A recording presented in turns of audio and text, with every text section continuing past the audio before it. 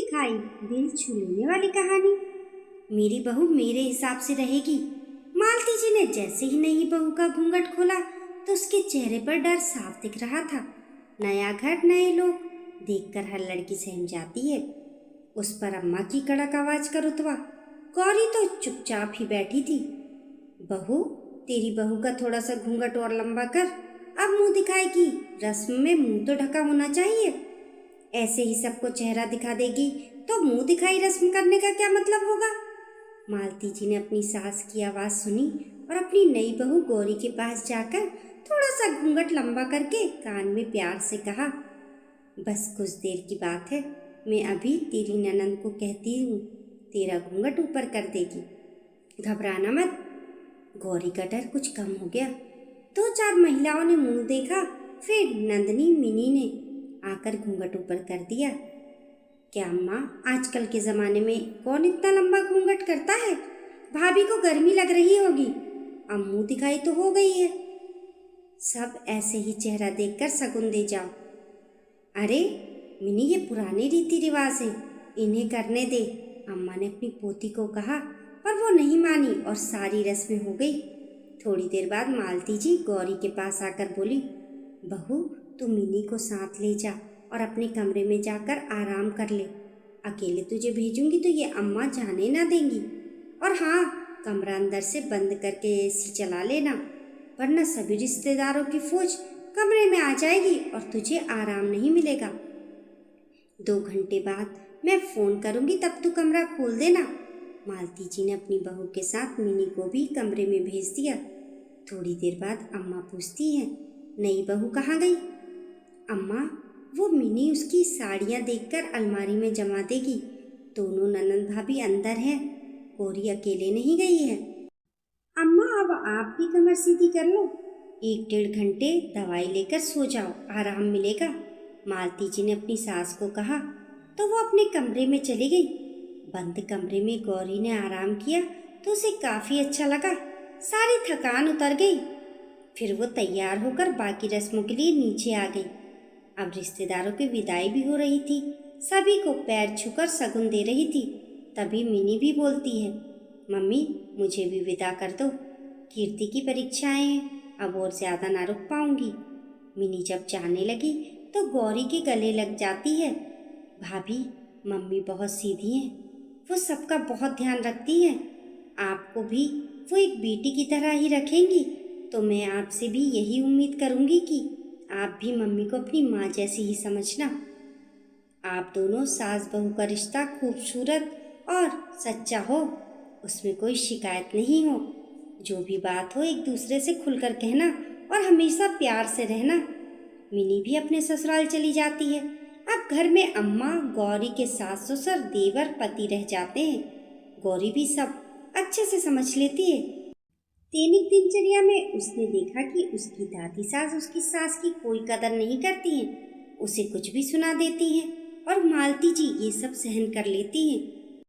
उनसे अम्मा कभी खुशी नहीं रहती है, हर वक्त ताने देती रहती हैं।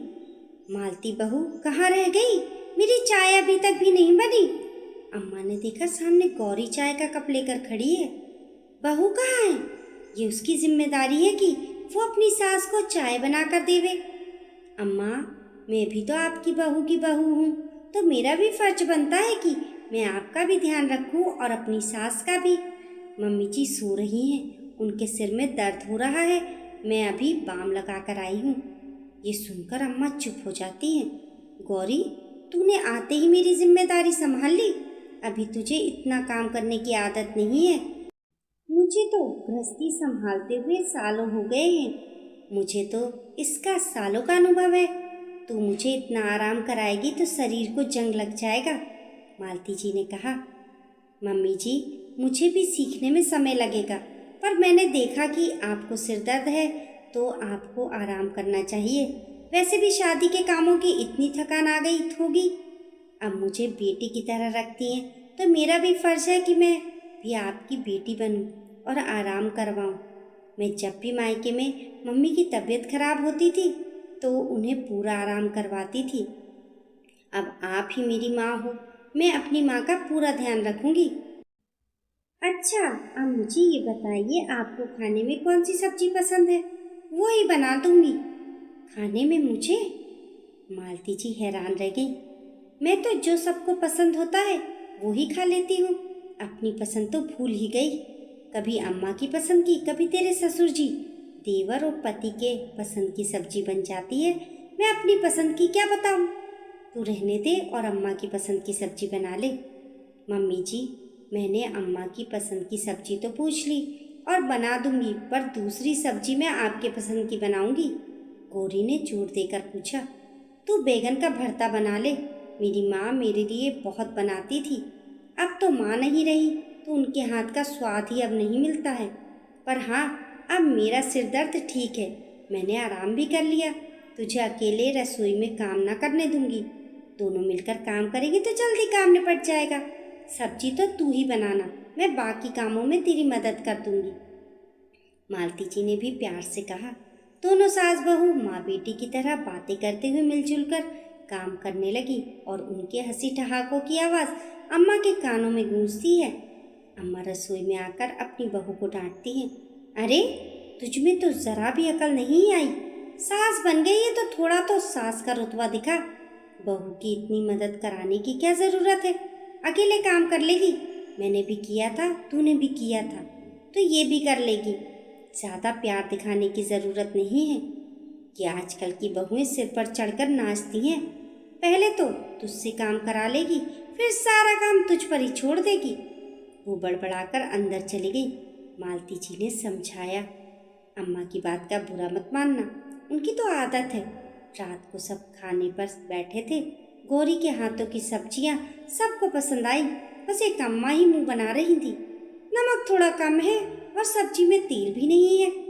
ये आजकल की बहुएं तो पानी में सब्जियां उबाल लेती हैं, ना तेल ना मसाला। पर ये अलग बात है। इतना कहकर भी अम्मा दोनों सब्जियां आराम से खा गई। हलवे में भी चीनी कम है, ये कहकर अपने कमरे में चली गई। लेकिन मालती जी नहीं भूली थी कि उसकी बहू की आज पहली रसोई है। उन्होंने शगुन देते हुए कहा, गौरी हलवा अच्छा है और सही है, चीनी कम ही खानी चाहिए। तूने सब्जियां भी सही बनाई है। तेरे ससुर जी को कम तेल और कम ही मसाला बता रखा है और इस तरह की सब्जियां तो सबकी सेहत के लिए अच्छी हैं। कुछ दिनों बाद मालती जी की ननद उनके यहाँ रहने आई। अपनी भाभी और बहू का प्यार देखकर वो अंदर ही अंदर जल भुन गई। एक दिन गौरी अपने पति के साथ मूवी देखने जाने वाली थी तो बुआ सास ने टोक दिया, मेहमान घर आए हैं और बहू रानी सिनेमा देखने जा रही है, खाना कौन बनाएगा? तभी मालती जी बोलती हैं, जीजी आप तो घर की सदस्य हो, मेहमान नहीं हो। फिर गौरी ने सब्जियां बनाकर रख दी है, रोटी में सेक दूंगी। अभी नई नई शादी हुई है, इनके घूमने फिरने के दिन है और केतन को एक रविवार ही मिलता है। बाकी दिन तो वो ऑफिस के काम और घर आते हुए ट्रैफिक से थक जाता है। मैं हूं ना, पहले भी तो सब संभाल लेती थी, तो अब क्या हो गया? मालती जी ने अपनी बहू बेटे को बाहर घूमने भेज दिया। ये बात अम्मा को पता चली तो उन्होंने घर सिर पर उठा लिया।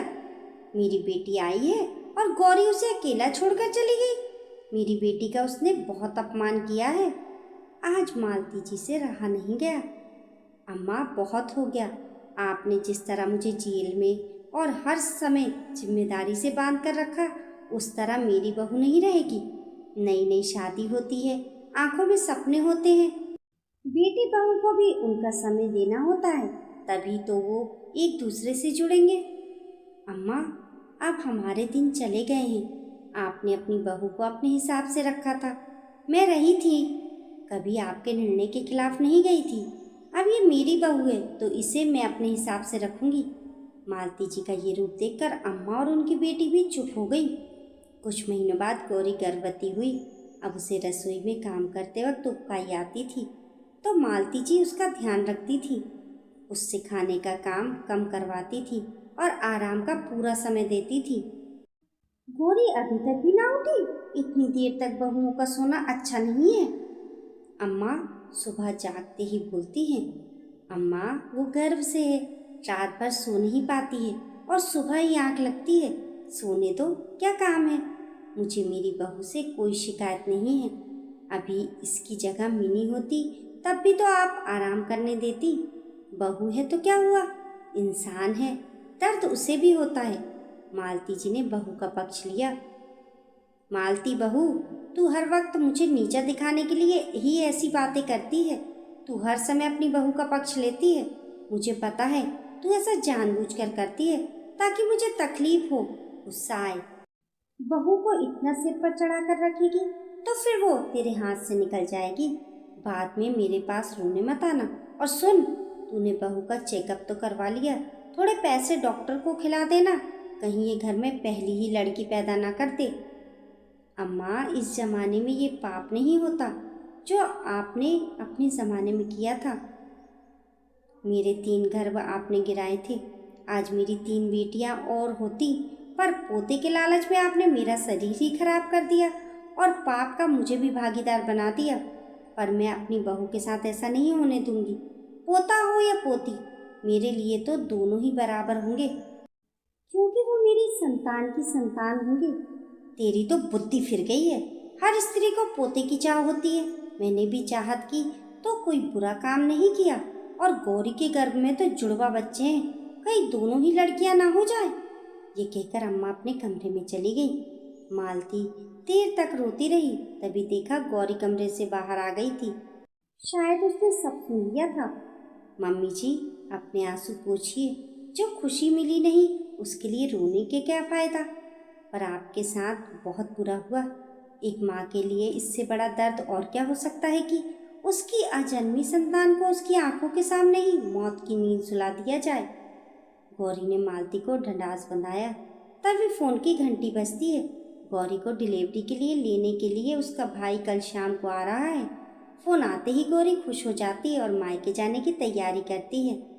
मायके पहुंचकर भी उसका मन नहीं लगता है। वो सुबह शाम अपनी सास से ज़रूर बात करती है।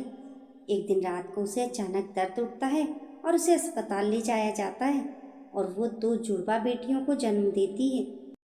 ये खबर सुनते ही अम्मा खुश नहीं होती हैं, पर मालती जी अपनी पोतियों से मिलने बेटे के साथ पहुंच जाती हैं। अस्पताल में ढोल नगाड़े बजवाकर सबको मिठाइयाँ और सगुन में पैसे बांटती हैं। तभी गौरी की मम्मी कहती हैं, समधन जी, आप पोती होने पर इतनी खुशी बांट रही हैं, ये देखकर बहुत अच्छा लगा। हाँ समधन जी, बात ही खुशी की है। एक तो लक्ष्मी आपने मुझे दी है। आपकी बेटी बहुत गुणी और संस्कारी है।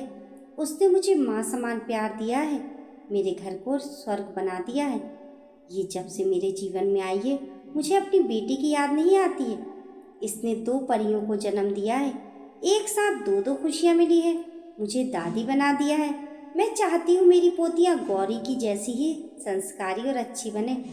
मुझे पूरा भरोसा है ये अपनी बेटियों की परवरिश बहुत ही अच्छे से करेगी और मेरी दोनों पोतियाँ मेरे घर आंगन को महका देंगी।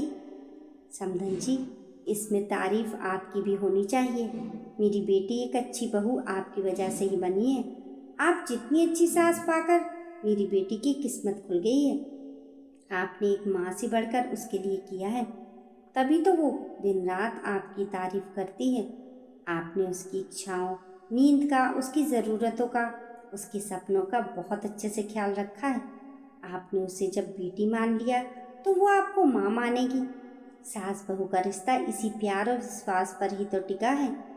दोनों एक दूसरे को समझें और एक दूसरे के लिए सोचें तो ये रिश्ता बहुत खूबसूरत बन जाता है। सास बहू को तो हमेशा साथ रहना होता है। आप दोनों सास बहू का प्यार देखकर मेरा मन बहुत खुश होता है। जिस घर में मेरी बेटी आपकी छाँव में इतनी खुश है, तो मेरी दोनों नातिन भी तो बहुत खुश रहेंगी। मालती जी 1.25 महीने बाद अपनी बहू और पोती को घर लेकर आ गई। भव्य स्वागत करती है, अम्मा टूक देती हैं। काश जुड़वा पोते हो जाते। तभी मालती जी कहती हैं, अम्मा आपके तो पोता हो ही गया है, पर मैं अपनी पोतियां पाकर भी बहुत खुश हूँ। गौरी का मन अपनी सास के प्रति और ज़्यादा इज्जत और प्यार से भर जाता है। सास बहू का रिश्ता अनोखा रिश्ता होता है।